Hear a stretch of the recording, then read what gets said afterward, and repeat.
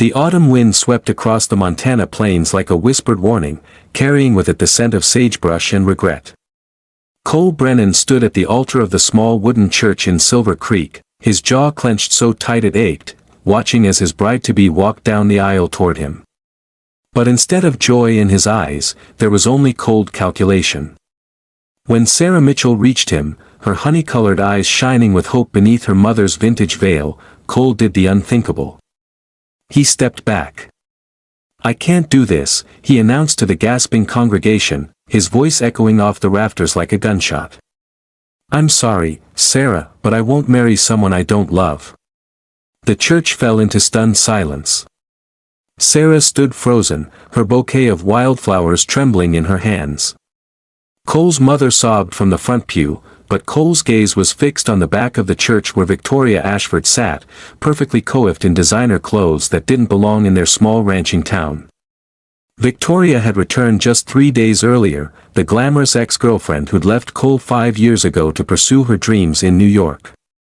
Her sudden reappearance had awakened something in him, or so he believed, a reminder of the passionate, exciting life he'd convinced himself he was missing. Sarah's father, weathered and dignified in his Sunday best, rose from his seat. The disappointment in his eyes cut deeper than any words could.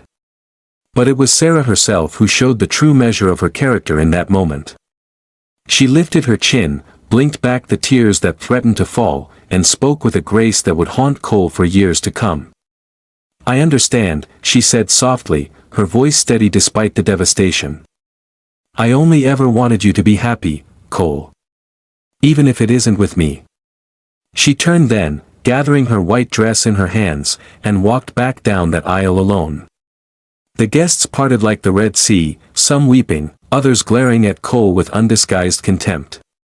As the church doors closed behind her, Cole felt a strange hollowness open in his chest, but he pushed it aside. He was following his heart, wasn't he? Chasing the passion and excitement he deserved. Victoria met him outside, her red lips curved in a triumphant smile. "You made the right choice," she purred, linking her arm through his. "We're meant for bigger things than this little town." Over the next 3 weeks, Cole watched as Sarah handled the cancelled wedding with quiet dignity. She returned gifts personally, thanking people for their kindness. She never spoke ill of him, never sought revenge or sympathy. When people asked what happened, she simply said that sometimes things don't work out, and that was okay. Her compassion in the face of public humiliation only made Cole more uncomfortable. He told himself it was because he felt guilty, not because he'd made a terrible mistake. Meanwhile, Victoria grew restless. She complained about the ranch, the town, the lack of sophisticated entertainment. She spent Cole's money freely on trips to the city, always promising she'd settle down soon. Cole worked himself to exhaustion trying to prove he'd made the right choice, trying to ignore the whispers that followed him everywhere, trying not to notice how empty his home felt even with Victoria in it. But it was on a cold November evening, exactly 1 month after the wedding that never was, that Cole's world truly began to unravel. The first snow of the season was falling when Cole's ranch hand, Miguel, burst into the barn where Cole was mending fences. The older man's face was flushed with urgency, his breath coming in short gasps. "Boss, you need to come quick. There's been an accident on the old mountain road." Cole's heart lurched. That treacherous stretch of highway had claimed too many lives over the years. He grabbed his coat and followed Miguel to his truck, not bothering to tell Victoria where he was going. She was in town anyway, spending his money at the boutique that had opened last spring. When they arrived at the scene, Cole's blood ran cold. A car had gone off the road, tumbling down the embankment. But it was the figure kneeling in the snow beside the wreckage that stopped him in his tracks. Sarah, her nurse's uniform visible beneath her open coat, was performing CPR on an elderly man while simultaneously directing 2 other passers-by on how to stabilize a teenage girl who'd been thrown from the vehicle. "Keep pressure on that wound," Sarah commanded, her voice calm and authoritative despite the chaos. "And you, call 911 again, tell them we have 2 critical patients and hypothermia is setting in." Cole stood paralyzed, watching as the woman he'd humiliated worked with fierce determination to save strangers' lives. Her hands moved with practiced precision, her focus absolute. She didn't notice him at first, too absorbed in her life-saving work. When the ambulance finally arrived 20 minutes later, both victims were stable, breathing, alive because of Sarah's intervention. As the paramedics loaded the patients, Sarah finally looked up and saw Cole. Their eyes met across the snowy road, and he saw exhaustion there, and sadness, but also something else, a strength and purpose that took his breath away. She didn't speak to him, just gathered her medical bag and walked to her modest sedan.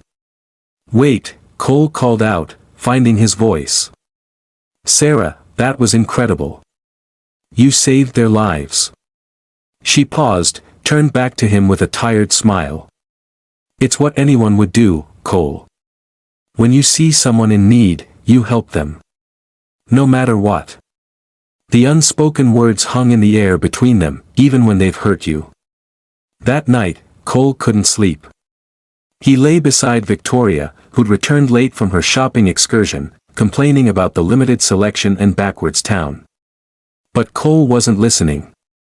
He was thinking about Sarah, how she'd faced her worst moment with grace, how she'd moved forward without bitterness, how she lived every day with purpose and compassion. Over the following weeks, Cole began to see clearly for the first time.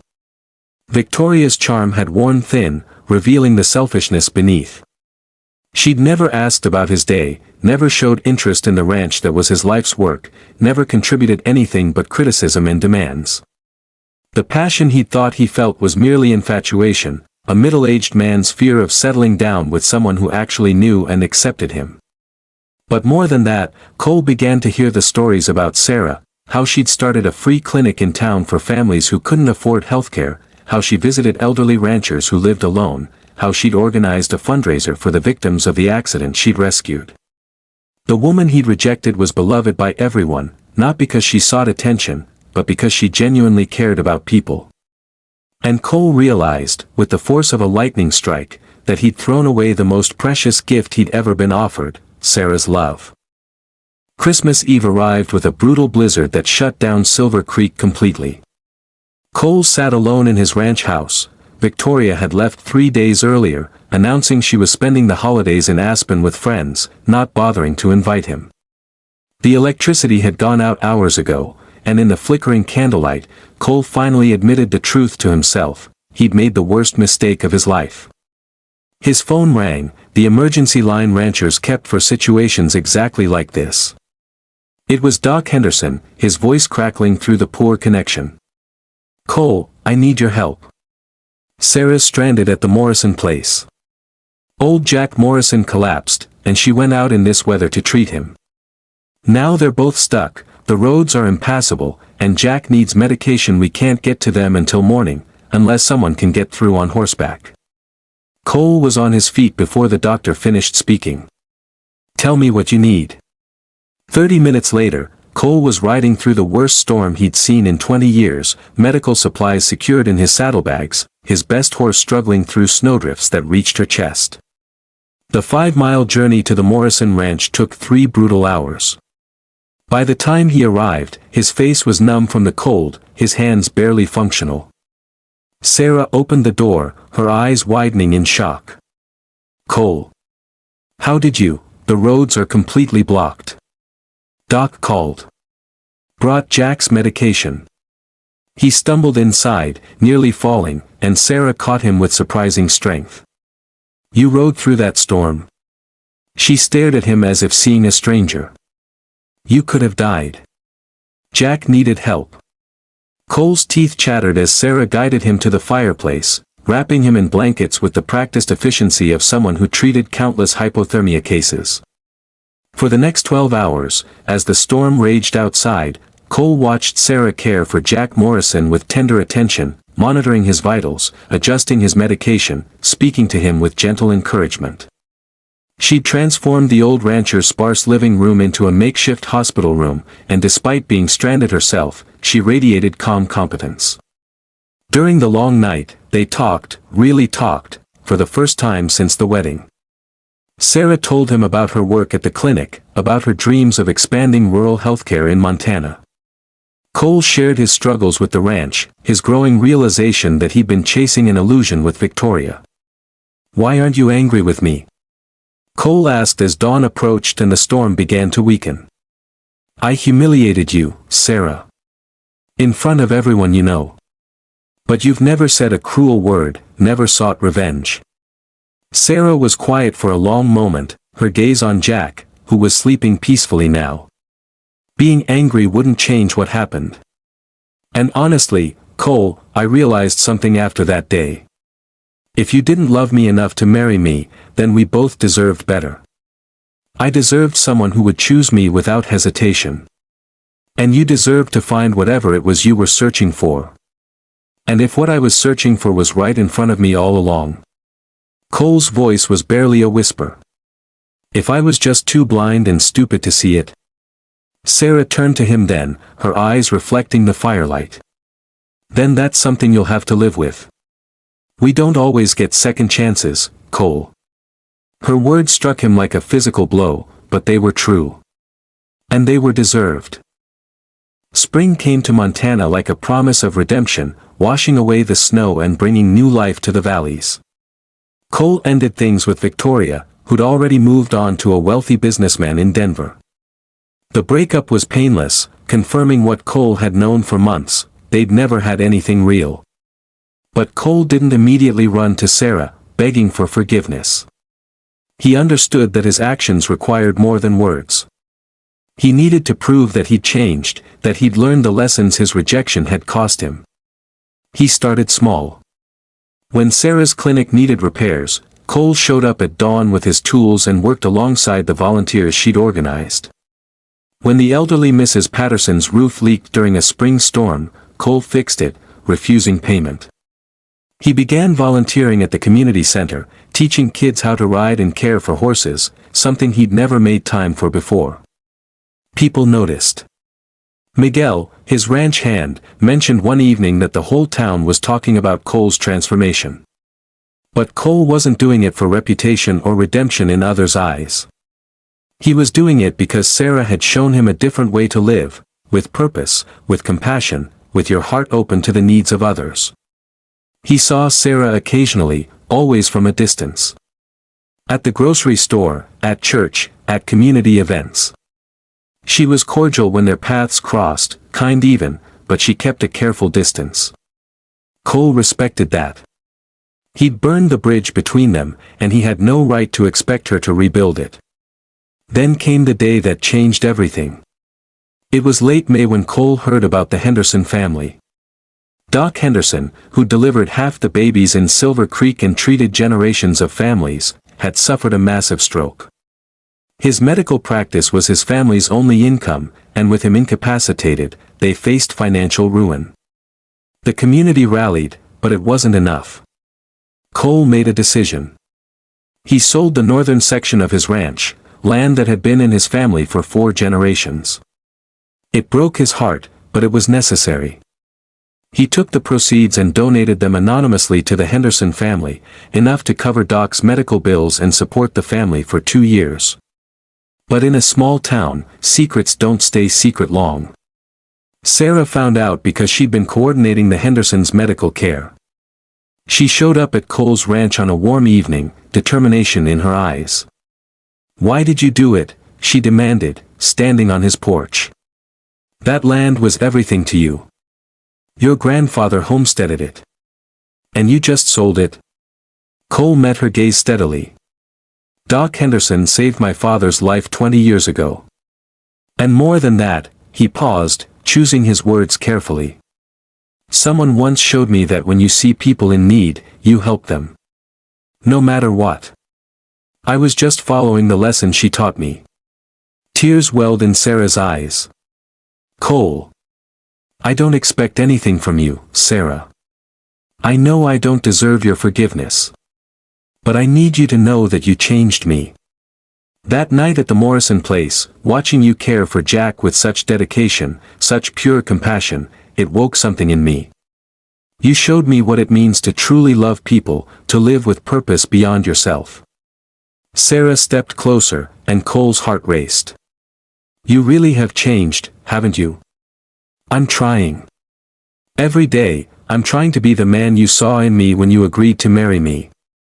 The man I should have been all along. Summer painted Silver Creek in gold and green, and something shifted between Cole and Sarah.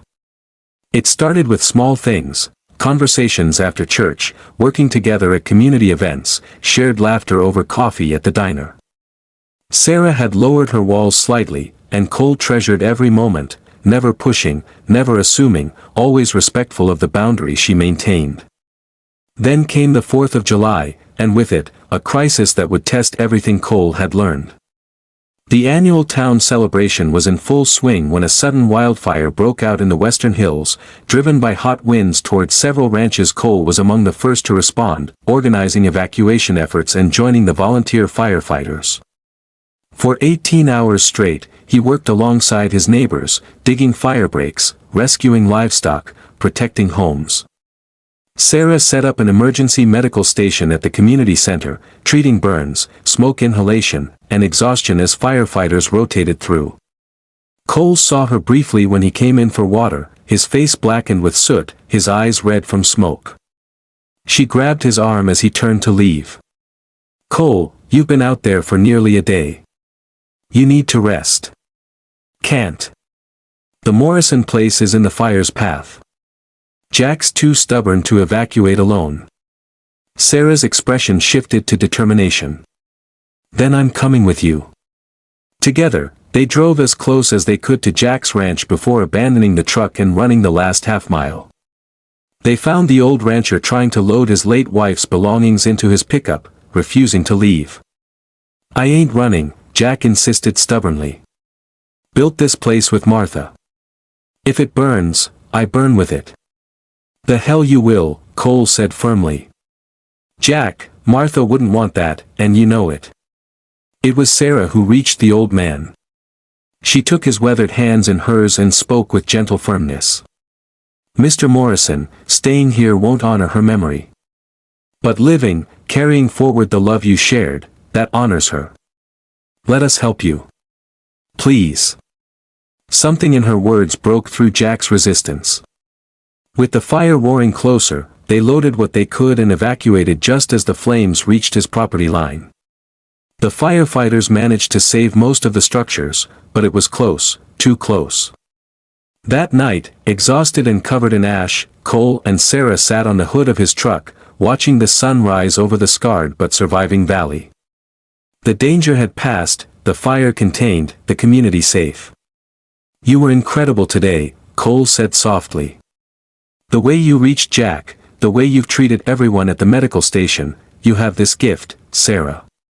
You see people, really see them, and you know exactly what they need. Sarah was quiet for a long moment. Do you know what I see when I look at you now, Cole? He braced himself, expecting condemnation. What? I see the man I always believed you could be.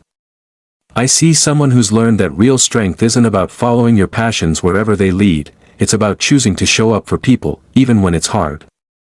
Especially when it's hard. Cole turned to her, hardly daring to breathe. Sarah, I know I have no right to ask this, but, is there any chance you could ever forgive me? Could we possibly start again? She looked at him with those honey-colored eyes that had haunted his dreams for months. I forgave you a long time ago, Cole. The question isn't whether I can forgive you. It's whether we can build something real this time.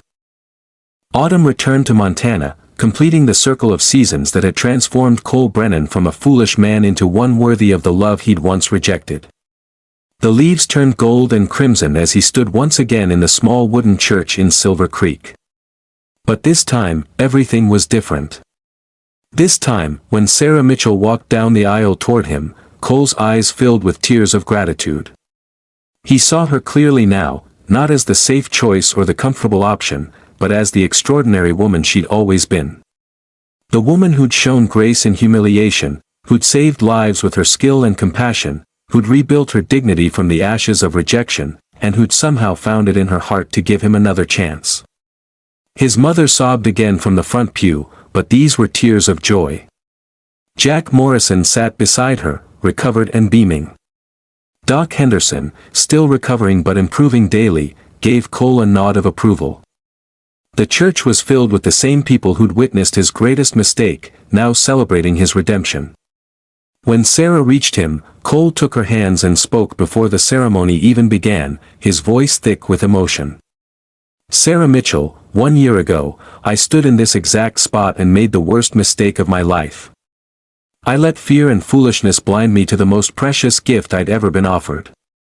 I don't deserve this second chance, but I promise you, I will spend every day of my life proving that I've learned what real love means."